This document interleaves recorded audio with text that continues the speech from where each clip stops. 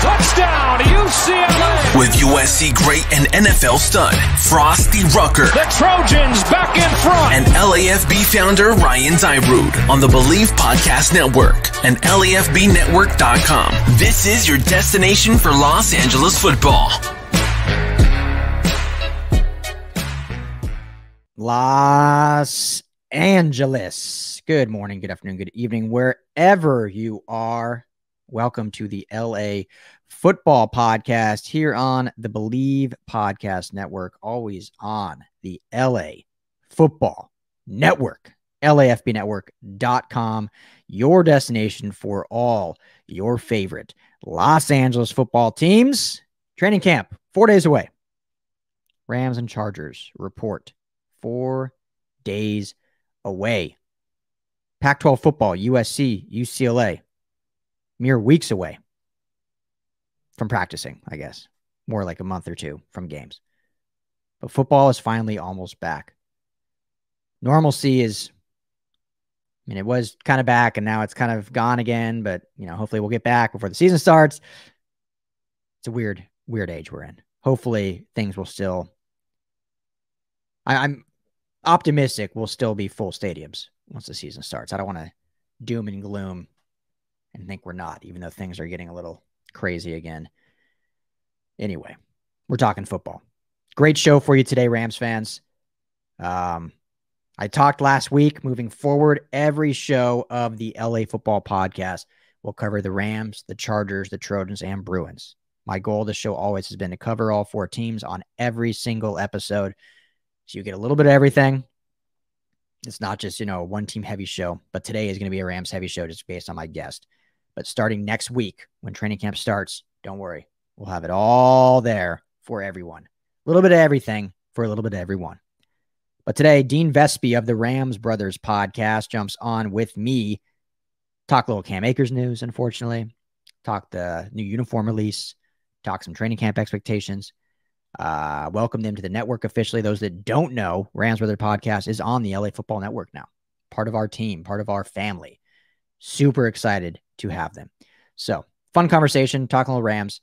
Again, Chargers, Trojans, Bruins will be on every show moving forward. But yeah, today is going to be a little Rams heavy show. So thank you all for tuning in. The LA Football Podcast is brought to you by betonline.ag. Make sure to head there today for a 50% welcome bonus when you sign up on mobile or on desktop. Odds for the NFL MVP 2021. What do you think they are? Any LA football players in those top odds, do you think? I'll tell you what they are. Patrick Mahomes, no surprise, plus 350. Josh Allen coming in at number 2, plus 900. Tom Brady, the GOAT. I think these odds are a little high for MVP, but plus 1,400 coming in third.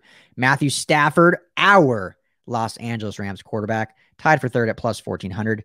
And surprisingly, they have Aaron Rodgers, or surprising is maybe not a weird word, but at fourth at plus 1,600. Obviously, if it was set in stone he was playing, he would be probably second, right behind Mahomes. But we just had, it does not seem like, it seems more and more likely that he is not playing this year or ever again. It seems like he is absolutely not playing for the Packers anymore. And it seems like the Packers are pretty dug in that they don't want to trade him. So it looks like he may just retire.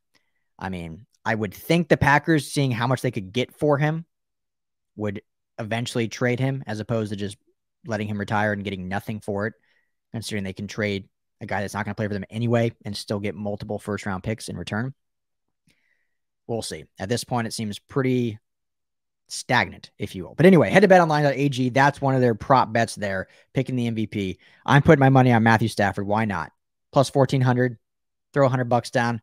Win some coin when he wins the MVP. I don't have it in front of me, but I'm sure Justin Herbert's odds are not too much lower than that. So yeah, throw some money down. BetOnline.ag, your wagering online casino. All right, with that being said, let's jump in with Dene Vespe, my man. Enjoy the conversation. All right, Rams fans, as mentioned in the intro, delighted to first time on the show. They've been on the network now for a little while, but we've been trying to connect actually and record together. So excited to have, we'll call it the better half of the brothers, Dene Vespe of the Rams Brothers podcast, now on the LA Football Network. jumping on with me today to talk a little Rams before training camp. Dean, what's up, brother? How you doing, man? How you doing, Ryan? You're going to get me in trouble. You call me the better half. You better hope Nick doesn't listen back to the podcast. Well, once he's on the show, then he's the better half. I was going to say, he's going to have your head if he hears you talking like that. I'm just kidding. You're the boss. He actually lives by me, so that makes it a little more dangerous. I'll take better half. You're the boss. I'll take it. So, but how you doing, man? How's life? What's new in the life of Dene Vespe? Life has been good. I'm ready for football to start. I think the anticipation has been building up to a point where, training camp's going to be extremely exciting. I'm just trying to distract myself with any kind of Rams news that I can get in between work days. I think like the majority of fans, right? We try to distract ourselves and find stuff that's relevant and that we could relay our opinions on. And I think the Rams consistently give us that content. We've had that for the last 4 years under the McVay era. So I'm just staying busy with Rams news, staying busy with work. And I mentioned to you before we jumped on this podcast, I'm working on my golf game. So anybody in the Ramley that I'll post a video of me playing golf this weekend can give me some pointers. I know Cam DeSilva's got a good golf swing. If you guys can give me some pointers, I'm in for that. Yeah, I know Cam's a great golfer. I want to get out with him too. He golfs. He was just in I don't know if he wants me to share public, but he was just somewhere that has great golf. So very jealous of him for that. But yeah. Anyone you should post a video of like a shotgunning a beer or something out there on the course. I'm down for that. Yeah, absolutely. I'm more of a shots guy. If I can get like a cart girl with a tequila shot, it's easier. Easier. Well, we're older now. Dude, I tried last year. I did a bet with someone on Twitter. I can't remember who, but basically I lost, and so it was with Low Footed too. I can't remember, but anyway, I lost. I had a shotgun a beer before the Rams. It was like the Rams Seahawks game. I hadn't shotgun a beer since freaking like college. It had been like 8 years. And here I am filming it live on Twitter. I finished it, but it was not as glorious as, the college days and you could just throw them back. I was in pain. I think I woke up hurting the next day. Yeah, we can't shotgun anymore. We're too old. There's a gear in my head that switches when I'm watching football where I could heavily consume alcohol in any form. But whenever if I have to chug a beer, it's got to be out of a plastic cup. Yeah. I can't go, the shotgun. I always mess up the shot. I'm an amateur. My friends will give me crap for it. But I got to go full cup chug or I got to go shot. And then I'll hit a drive that's in the woods. So that's what it's all about. Yeah. Having fun. Yeah, dude. Well, all right. Before we get into Rams talk, just because you guys are kind of newly on the network and I know your following knows you and I'm sure a lot of my following knows you guys as well. But for those that don't, how did you and your brother get into podcasting and starting Rams Brothers podcast? And you guys have a phenomenal following on Twitter. So just kind of walk me through your guys' story and how you got to where you are. Yeah, sounds good. We grew up in South Jersey, so right in Cherry Hill, right outside of Philadelphia.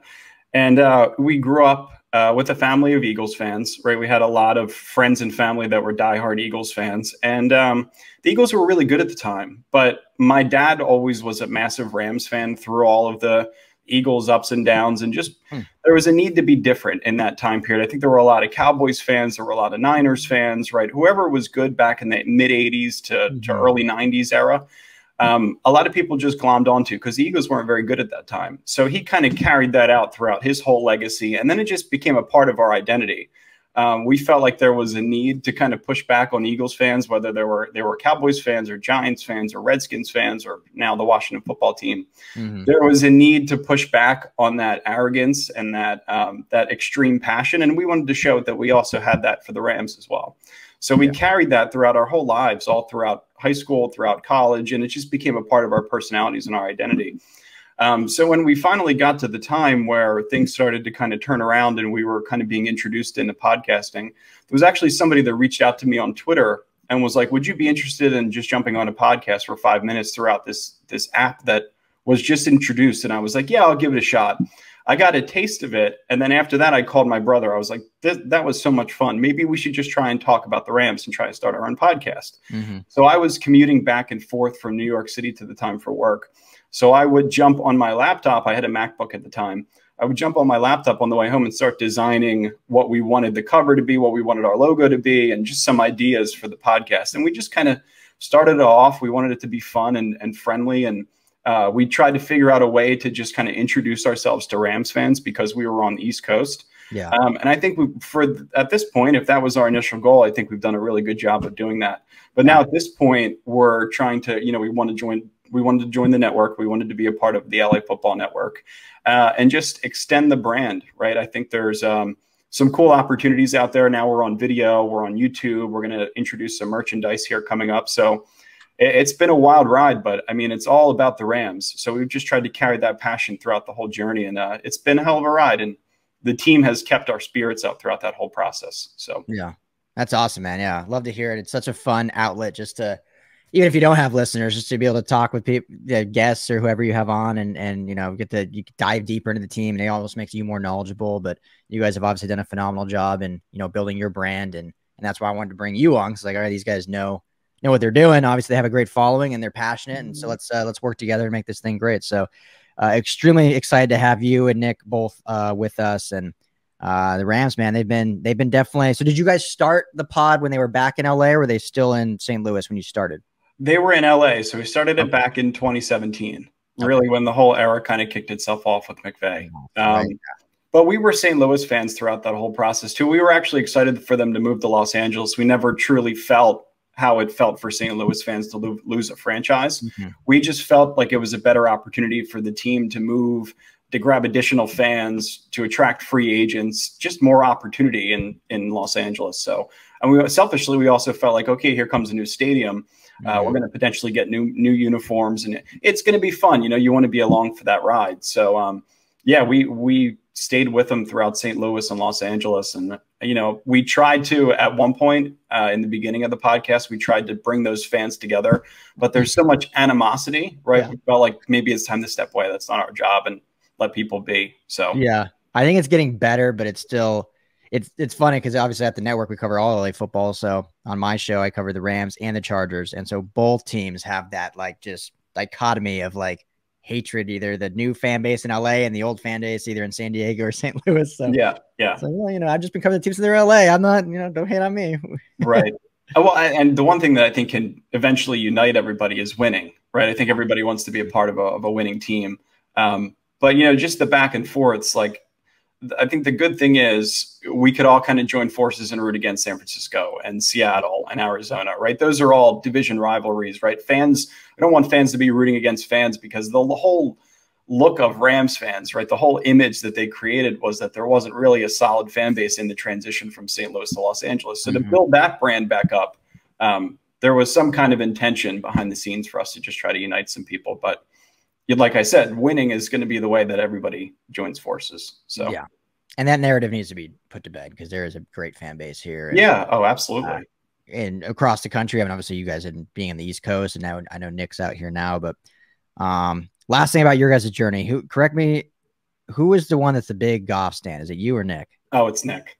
Yeah. So, is he still on it, or is he accepting Stafford finally? No, he's not accepting a Stafford whatsoever. He is in the position where you got to win him over every single week. I think he's always going to kind of stand on that side probably until Stafford wins a playoff game with the Rams.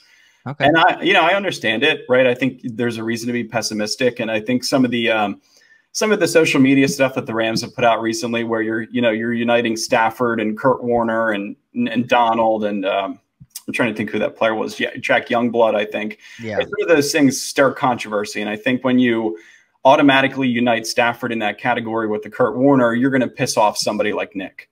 For me, I see Stafford as an upgrade just purely based on his level of talent and what he's done in this league and the level of respect he gets unanimously from head coaches.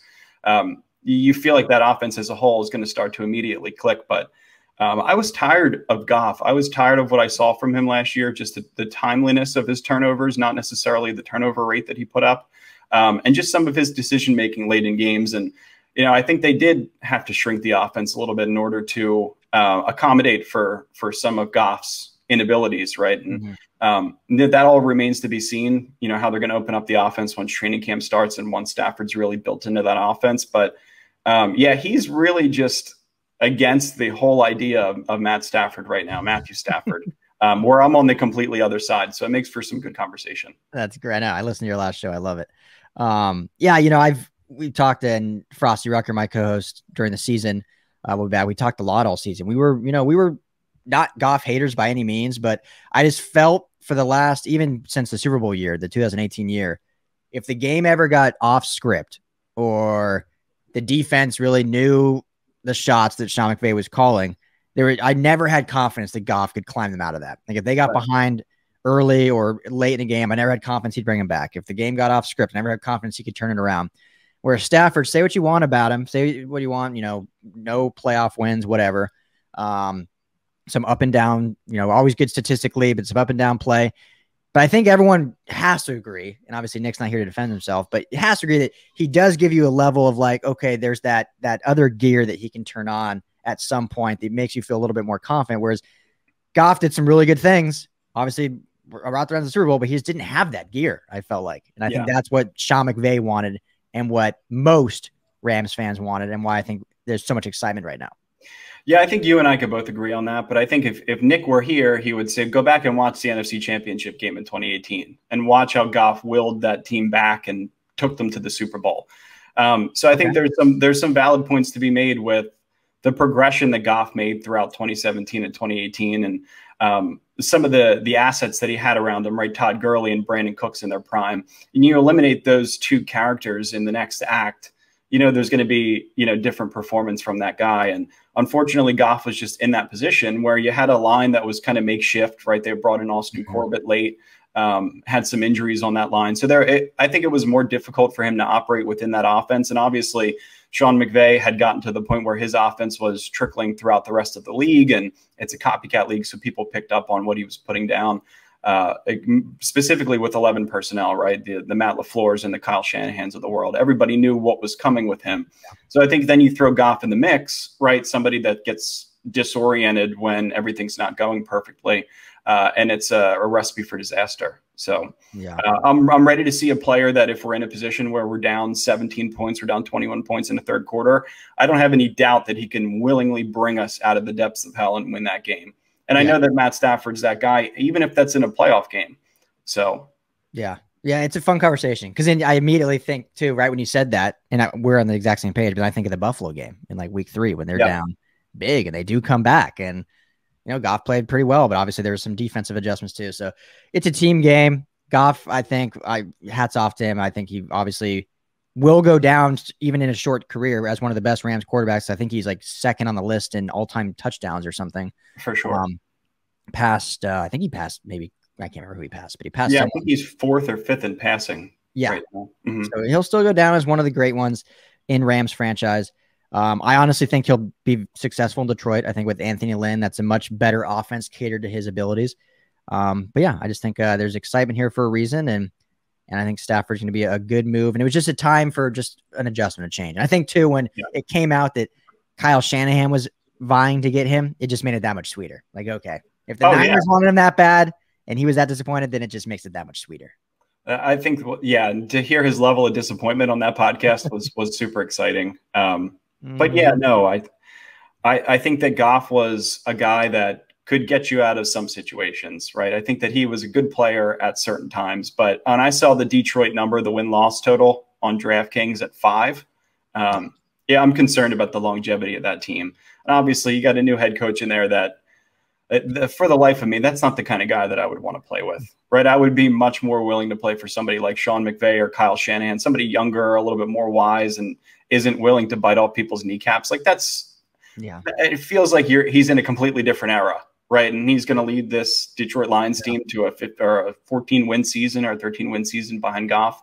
I like that they built up that offensive line. They have some weapons offensively for him, especially in the run game. But I don't see them winning more than 5 or 6 games. And it's the digression of the poor man's career. We're just going to all see it in front of our eyes. I hope it happens the opposite. But I already got my ticket to go see them once they come to Los Angeles. So should be a good reunion. We can golf then. There we go. Yeah, there you go. Absolutely. That hiring is either going to it's going to go one. It's not. I don't think it's going to go in the middle. It's either going to actually like surprise people, that WWE approach, and Lions are going to turn that franchise around and change the culture, or it's going to completely crash and burn, and it'll last 2, maybe 3 years, and the Dan Campbell era will be remembered as one of a lot of good sound bites, but not a lot of good football. So we'll see.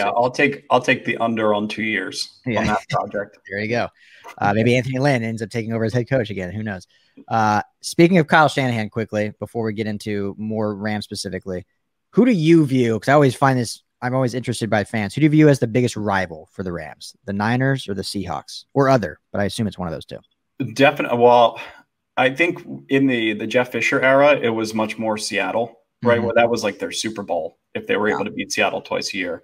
I think the transition now, and all eyeballs are on the McVay and Shanahan relationship. I think the 49ers are the biggest rival just for the way that they've played us over the last couple of years. And, the Jimmy Ward comments, the stuff that comes out from that locker room that is just, it seems to bash the Rams every time they have a chance to do that.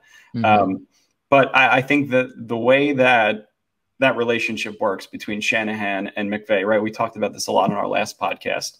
When you have a mentor or somebody that plays the role of an older brother, you become almost like you're stuck in your own head when you have to make a big decision, right? You almost want to be able to bounce the idea off that superior. So when you're in mid-game and you're making decisions that could go either way, I think that McVay tends to get caught up in his own head and challenges himself and wants to be perfect. And that's where I think the rivalry is sitting right now, is how can you mentally get through any hurdles that Kyle Shanahan is putting your way, because he knows what you're about to do, and you become predictable. So yeah, I think it's definitely the 49ers. Yeah, I would agree. Just the fan bases, the tumultuous relationship. I love it. Every Niners week so far since I've been covering the Rams is just a blast. There's just so much shit talking and horrible stats thrown out, and 49ers analysts naming 2 players on the Rams, not being able to name the rest. And but they take that as their, they swept us last year, so they take that as their,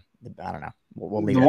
The one thing I do want to call out to, like on the 49ers and Rams, like the connection that I just in doing some research, like McVay has to have grown up a 49ers fan, right? Just in John McVay having 5 Super Bowl trophies and is probably sitting in his basement, right? Yeah. Whenever little Shawnee comes over and goes to hang out in the basement, gets to see the whole trophy case, all the Montana and the Steve Young jerseys and Jerry Rice, you have to imagine there's some kind of, attraction there. And I'm sure a lot of kids in that era grew up as 49ers fans. So I think that's one thing too, where it's like, not only does his mentor coach against him, in a rivalry in the same division, but also it's a team that he grew up probably liking, right? It's the good point. Yeah. So there's always that angle of it too. You never know how much that comes into play, but that's true. Yeah, that's a good point. And it'll be fun. Hopefully this year we'll have some better success, because I agree. I think most of Sean McVay's negatives of his career as a Rams coach have been self-inflicted. It's like overcoaching, overthinking, doing things that I'm just like, okay, your players aren't built for that, but I think we'll see different this year, I hope. So on to this current team. Let's first talk bad news. It's been a few days now, but Cam Akers, torn Achilles, out for the year, training on his own, so wasn't at the team facility. So there's always the contract mess and stuff that comes with that. But what was just, I guess, your initial reaction to the news? And then how do you think the Rams kind of, go from here? Do they add anybody, or they stand put with the 4 guys they have? Yeah, so I was actually on a call for work when I got a text from one of my friends that said, looks like the Rams need to re-sign Todd Gurley. And I'm like, oh, geez, what the hell happened? So, of course, I go to refresh my Twitter and I see the report from Ian Rappaport. And, you're gutted when you see something like that, because it's a player in his sophomore season that's poised for a breakout.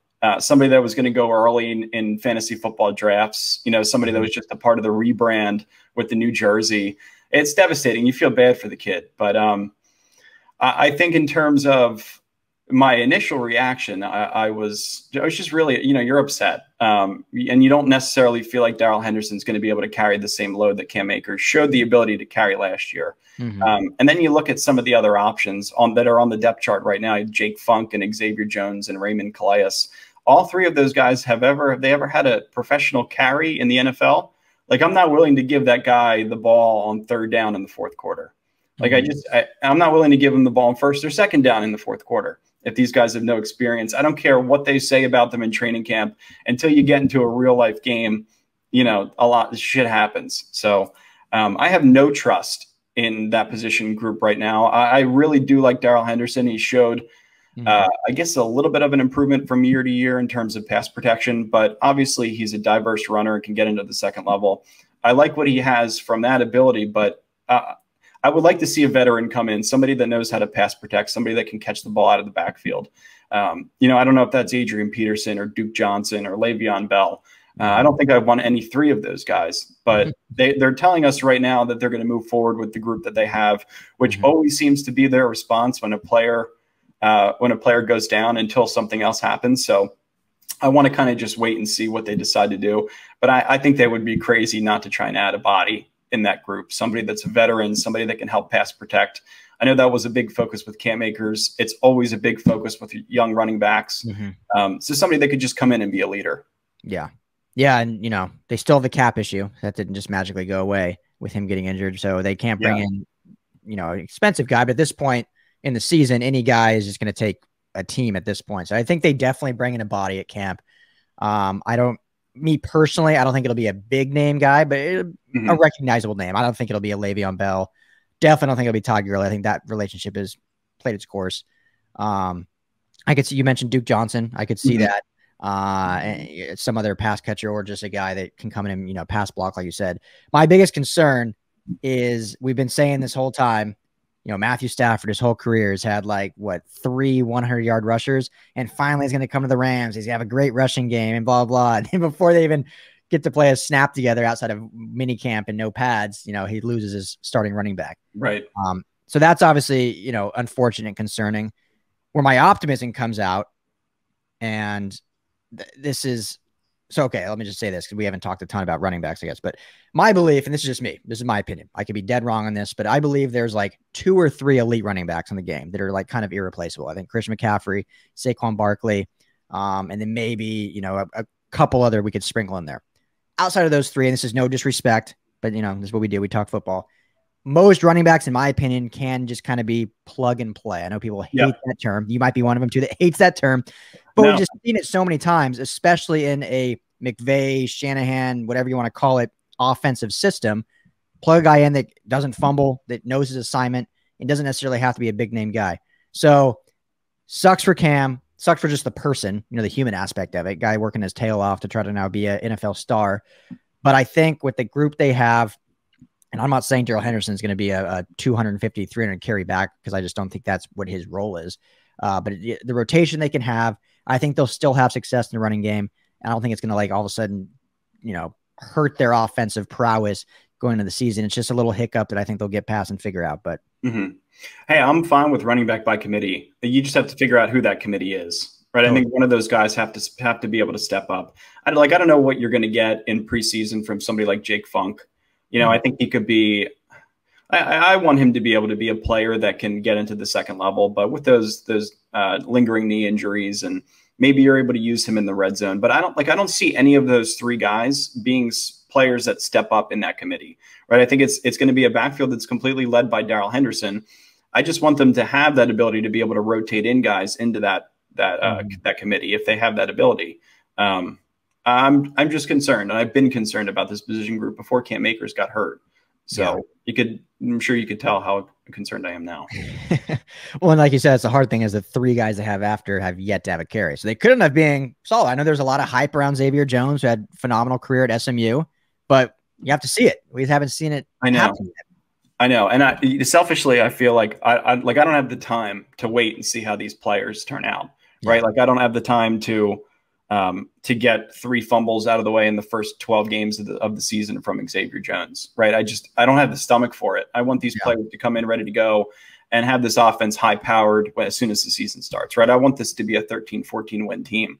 So you can't mess around in the beginning. You can't wait until week 14 to bring in a CJ Anderson if that running group needs help. So, yeah.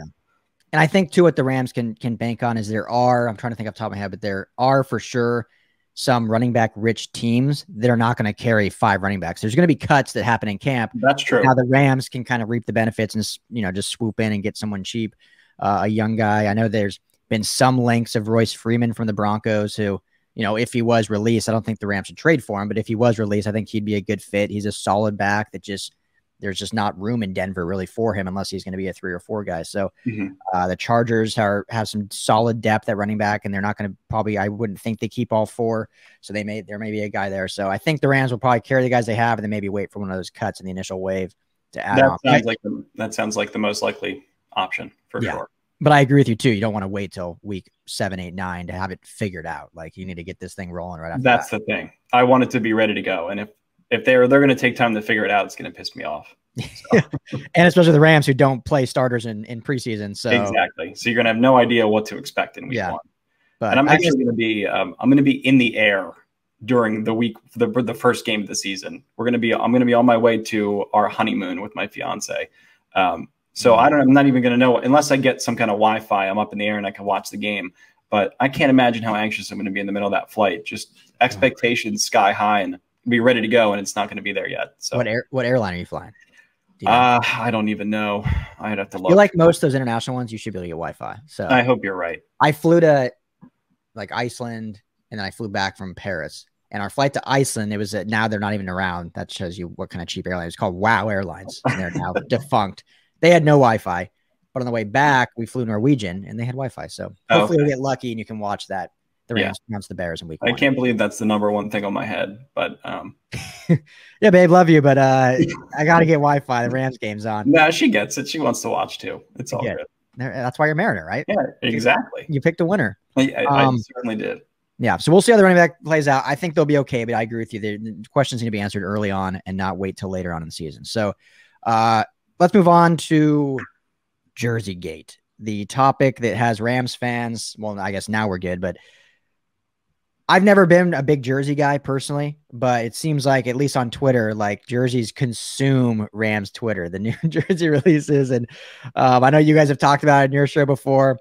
For those that don't know, I don't know how you don't, but Rams released their new jerseys, new uniforms, new logos last season, and they announced they would be releasing 2 more alternates in the next 2 years. So the next alternate was going to be released this year at some point. Never said when. So there was all this swirling speculation. Everyone was just waiting for Kevin Dunoff to make the news. Tutu Atwell goes on like Instagram Live a week or so ago, shows a picture of this white jersey that looks, I mean, it just was very cheaply looking. Terrible. Yeah, terrible looking. But then it comes out that wasn't the jersey. It was just a prototype made for this jersey signing. Then the very next day or 2 days later, pretty quickly, they actually do release the jersey. Yeah. Similar color scheme, definitely a different jersey though. I think unanimously, I would say Rams fans are excited about this one. But what's your thoughts on this newest release jersey? I'll try to find a photo of it while you're talking. Yeah, no, I think it's great. I was a little bit conflicted though. So when we went we did the SoFi Stadium tour with all you guys, and when we were there, we were under the impression that the new jersey was going to be yellow because Nikki has a source that works with the Rams, and he had a pretty good idea that the jersey release was going to be a yellow jersey, so sole only. When we went to SoFi Stadium, they were like, "What? I don't know what you're talking about. Yellow jersey. They're getting a white jersey." So we were like, "Oh, okay." So we could expect a white, and then I guess with a little bit yellow on the shoulder. When it was released, the only thing I was looking for was Kurt Warner, right? Because I think he's the one that made that jersey come to life. That whole the greatest show on turf, Isaac Bruce, Torrey Holt, they were all there. But Kurt Warner was the guy that brought it to life. I love the way that the jerseys look. I had Nick go run to the SoFi Stadium store, and then he actually came home for a family wedding this past Friday. So he delivered the jersey to me in person, which was awesome. Oh. So I had the Ramsey was the next guy on my list. So I got Cup last year in blue, and then I got Donald in bone, and this year I got Ramsey in the white. So I figure, this is going to be one of the last times that I'm really like buying jerseys in bulk. And my dad always, I'm not going to, football jerseys are the worst to wear. So my dad always had these old school jerseys. He had a Jim Everett jersey that I have framed. He had a Dickerson jersey. He had one of the first Kurt Warner jerseys, the yellow and the blue, the Puma jersey. So they were all the hand-me-downs. We used to wear them all the time for everything. So I figured I'm going to get them, and then I'll be able to either get one framed or get it signed or pass it down to kids. And we'll always kind of have it in the family just because, all the newness behind it, you want to be a part of the rebrand in the new era. So I thought for what it was awesome. I just thought it was conflicting with what they did last year with the bone color, right? I thought the bone was supposed to be a statement, a replacement for the white. And then they come back and say, look, we made all these mistakes. Here's a white jersey. So a little weird on that end. And listen to me, I sound like a damn fashionista. Like who do I think I am? But you're not alone. Everybody has an opinion, and I think this was the one that unanimously took the cake. So yeah, I think so. It just looks so clean and sleek.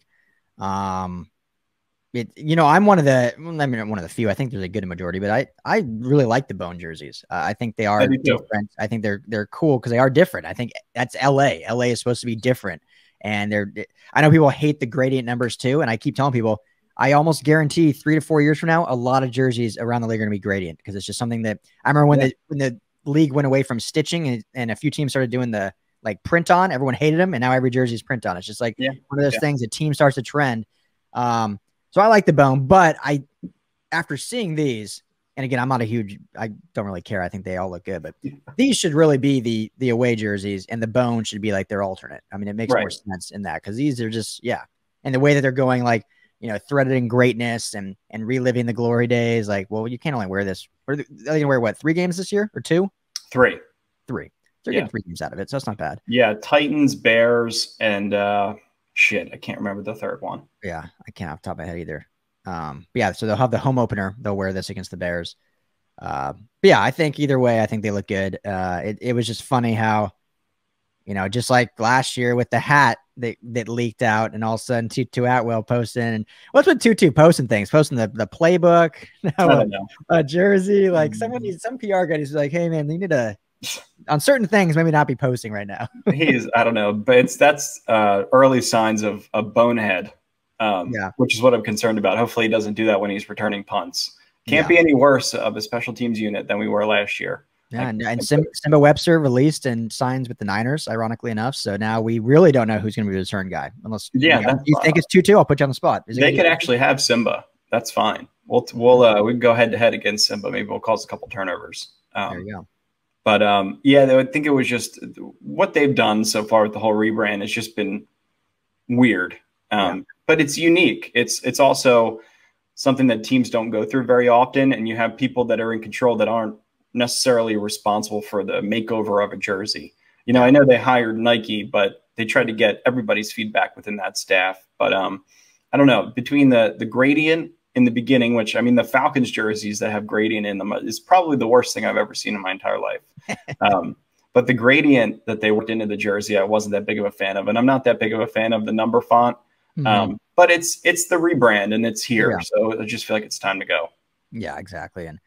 And I think all of it has grown on me. The only issue I had, and this will be the last thing we'll talk about this, but was the way that they announced things. And I know last year things got, with COVID being really at the peak and everything, I remember hearing in an interview that they had planned this big branding party at SoFi, kind of like opening SoFi, showing the rebrand, and all that got nixed because of COVID. So I know there was a lot of issues, but it just felt so like it was all this hype, and then the hat leaked and everyone was like, no, that's not really it. And then like 2 weeks later, it's like they just posted like a video on Twitter, like, oh no, that is the logo, and these are the and they posted it so early in the morning. Yeah, I know. I remember it was like 6:30 in the morning West Coast time. I was like, what the hell are they doing? Like, great for Dene in New Jersey, but all of us in LA, we wake up to I didn't wake up to the Rams video. I woke up to like thousands of angry fans just saying what they've seen, and I'm like, okay, well, it's 7 a.m. How have they already seen it? It's actually like a noon release. It's funny. My dad and I, Nick, are all in a group chat, and we get all the news on the East Coast with the Rams. They break it at like 10 o'clock in the morning. Sometimes Nick's not awake yet, so this happened both times. And they released the bone jerseys and the first rebrand that they did. Yeah. So the jerseys came out. My dad and I were texting back and forth, like, "Oh, these look sick. These are going to look great on the field." Blah blah blah. And we're also texting like, "Oh, Nick is going to hate this because he's going to see it the second he wakes up. He's going to be in a shitty mood and he's going to be bashing everything." And it's exactly what happened. And then all of this happened, and we had just a whole replay of it just recently when they released the new jerseys. And he hated them, and then he bought them. Wait, he didn't like the new one right now? No, because he was expecting a yellow jersey, and he was like, "What the hell is going on?" He was wrong. He was just mad because the source was wrong. Well, yeah, but I'm not gonna. You could tell him that. I'm not gonna tell him that. So yeah, he was pissed about that. But then we both bought jerseys. He bought a Donald jersey, and I got the Ramsey one. So it's whatever. I mean, these are champagne problems. Like if we're complaining about uniform releases, my only thing is that I'm thankful that they've given us this much content to be able to cover on a daily basis, because I've never experienced anything like this with a football team that has been in Los Angeles or even St. Louis, right? It was such a bleak time period from 2005 to 2014, 15. And I live in a land where there's sports coverage 24/7. There are people on the radio all day long talking about the Eagles, the Phillies, the Sixers, the Flyers, and it never ends. So we try to bring a little bit of that into the show too. Yeah. So. Yeah. The Rams are never boring. They've done a great job of always being in the news. Like, I can't imagine if I had to cover, and not trying to sound disrespectful, but cover a team like the Bengals or something. There's right. Exactly. Nothing going on ever. And the Rams are always in the news for something. Yeah.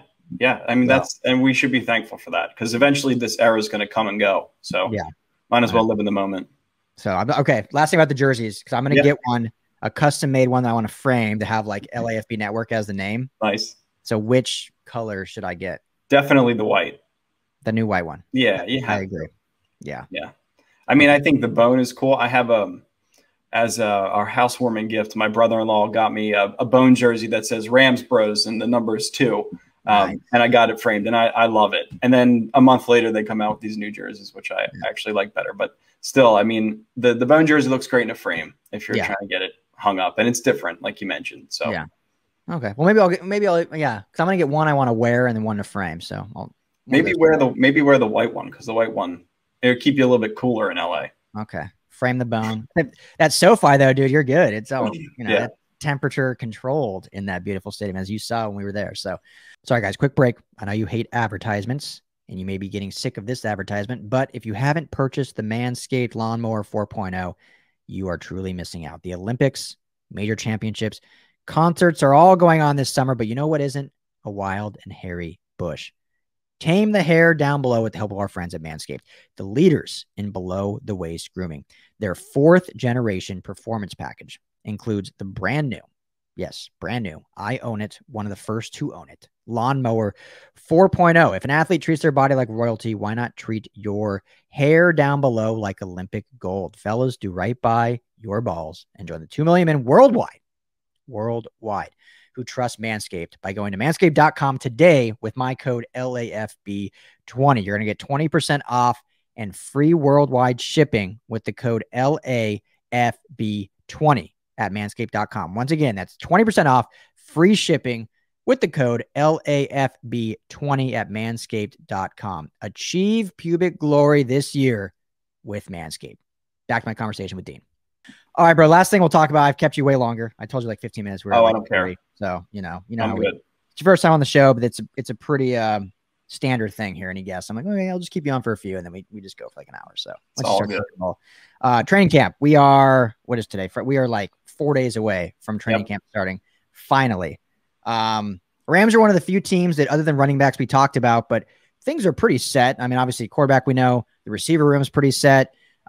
Defensive line, you know, a couple maybe changes. Linebacker is probably the big question mark. Middle linebacker, that is.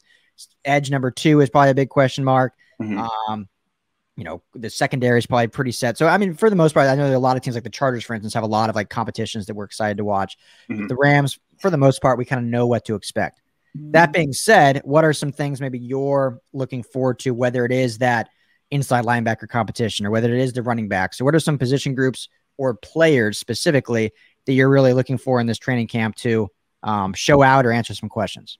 Yeah, I'm looking to see who earns the nickel role. I think between David Long Jr. and Dante Dion, you know, there's going to be some competition there. Maybe they rotate in Rochelle early on.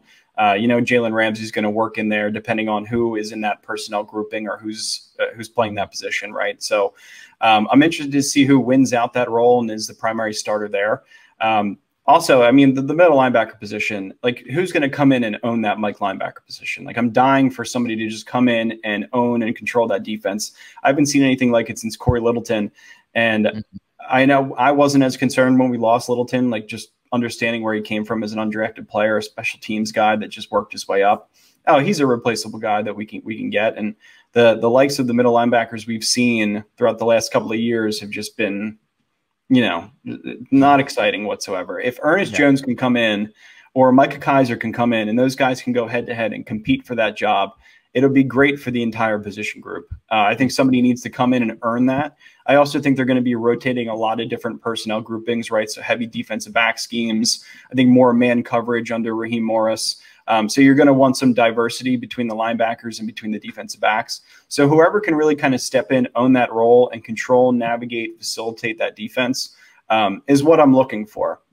I mean, I know that defense had a ton of control last year under Brandon Staley, but I think a lot of that was Brandon Staley and the fact that you have a guy like Jalen Ramsey who can come in and control everything on the back end. But I want another voice in that second level in that defense, even if it's Terrell Burgess, right? Somebody that can step up, Taylor Rapp, that can come in and play hybrid linebacker, defensive back. I'm looking for that whole defense to form a brand new identity, really. Like, we know what the defensive backs are, but that middle group, the linebacking group, like where the edge rushers, you know, how do those outside guys, who comes in and becomes that second guy? Is it Obo, who we've all been waiting to see come out and play? You know, who's going to come in around that? Are they going to bring in somebody? So I think the defense, for the most part, I'm concerned about the middle linebackers and edge rushers. And I think outside of that, everything's going to kind of come into play. Yeah. Yeah, I agree. I think those are the two. I'm really curious to see what Justin Hollins does, who was an edge guy at Oregon, edge guy with Denver, came over to the Rams last year, and they kind of moved him almost more inside. And, you know, they played around with his position role. So I'm curious if he'll kind of go back to the edge, because I think he has a lot of talent, had a great career at Oregon, and a guy that's not really getting talked about as that edge number 2 if he's given the opportunity. So he'll be fun to watch. And then defensive line is one that I'm looking forward to. Obviously, you lose both Morgan Fox and Michael Brockers. You still have Aaron Donald, obviously. You know, you still have Ashawn Robinson. You still have Sebastian Joseph Day. So you still have your core there. But you know, Bobby Brown. Thank you. I'm thinking of, there's 2 Ernest Brown. Yeah. I know. I'm combining them all. There's 2 Browns and 2 Ernests. How are they going to fill in after being drafted? Are they going to get early reps right off the bat? Are they just going to be rotational guys? You know, how is that front going to look in a rotation, or is it going to be the set 3? So I think the defensive line, I'm really looking forward to and seeing how that plays out. Offense is really less, I think. I don't want to say the defense is concerning, but there's not a lot in the offense that's going to change. I think center is probably the only position that we like, or even have any somewhat doubt, but I think it's pretty much at this point set in stone that Austin Corbett will be the starting center. So yeah, I think the offense is set. I think if you rotate in one guy, depending on which position goes down, if it goes down, it's Joe Noteboom. So I think you have some pretty solid rotation there.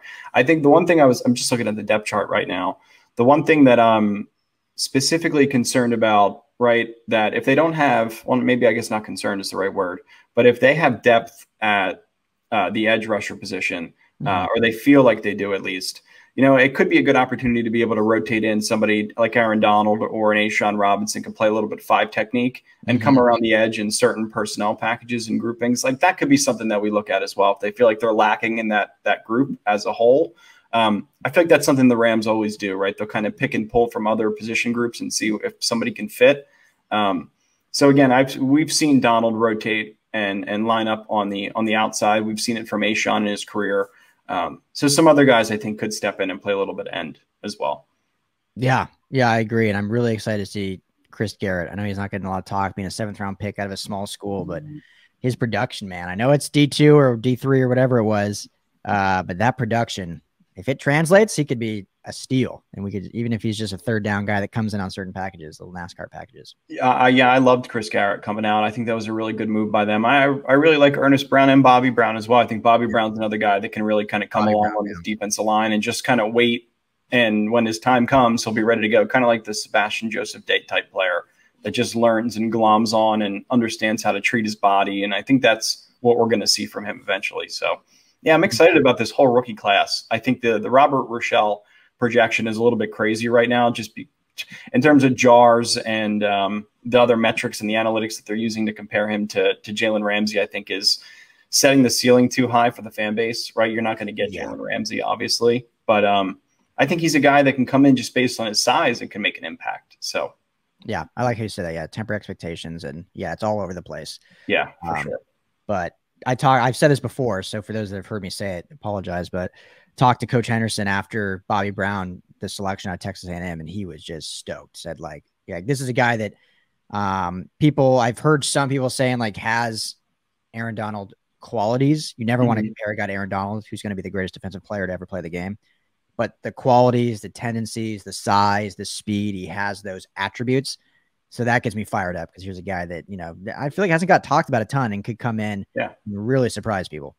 He has really fast hands. When I went back and watched him, his hands were quick, right? Just to be able to snap that away from that initial release, to move the offensive lineman's hands, whether it's a tackler or guard.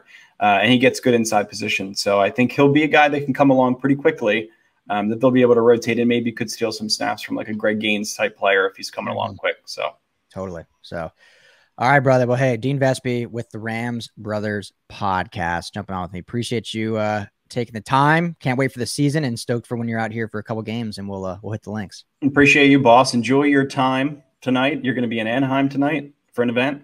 Having some brews down at Brewery X. Yeah. Beautiful. Yes, sir. Yeah. If you have a couple extra for me, I wish I could be there. Oh yeah. I'll have a few for you. Cool. Awesome. Thanks for having me, man. We'll some out for you. Yeah, dude, that's fine with me. Appreciate you. Have a great day. Keep up the great work, and we'll have you back on again during the season. Okay. You too, buddy. Sounds good. Talk soon. All right. As always, thank you to my guest, Dene Vespe of the Rams Brothers podcast. Super pumped to have those guys on the LA Football Network. They've been on for a little over a month now. It's the off season, so not as many recordings as usual once the season starts, but a great addition to our network, ever expanding network.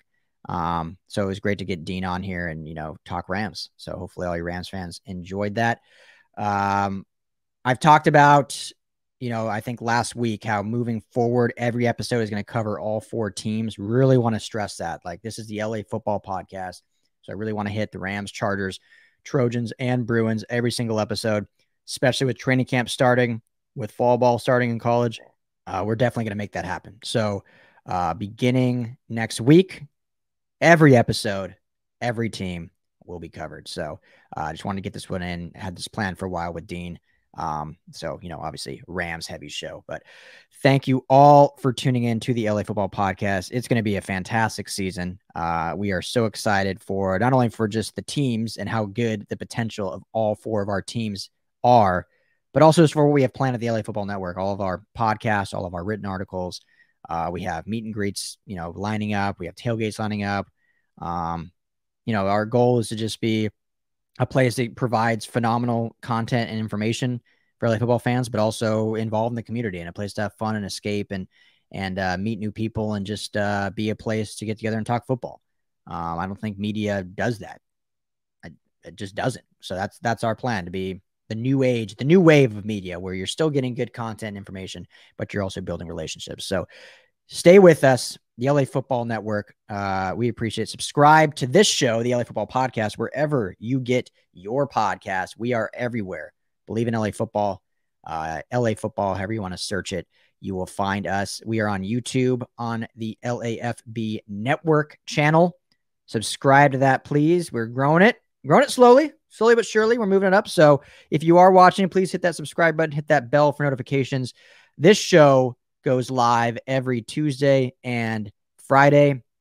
We have 6 other podcasts that go live throughout the week. We do an LAFB live show every Saturday morning. Hours could be changing once the season starts. Yeah, plenty of stuff. Film breakdown. There's gonna be a lot more, live content once the season starts. So make sure to head to YouTube, LAFB Network, subscribe to that. We do appreciate it. Yeah, if you're listening to this, it will be live a few hours before. A few of us from the LA Football Network will be at Brewery X, one of our sponsors in Anaheim. We'll be there live, hanging out. Petros and Money Show is recording there. This is today. This is Friday, July 23rd. So sorry if you're listening to this episode on Sunday, the day's passed. But if you're listening to this on Friday, we will be at Brewery X. Come say hi, grab a beer. Say you listen to the show. Say you follow the network. I'll buy you a beer. So on us. So come hang out. We'd love to see you. So thank you all for tuning in, the LA Football Podcast on the LA Football Network. Have a fantastic weekend. Training camp starts in a couple days. I will see you there.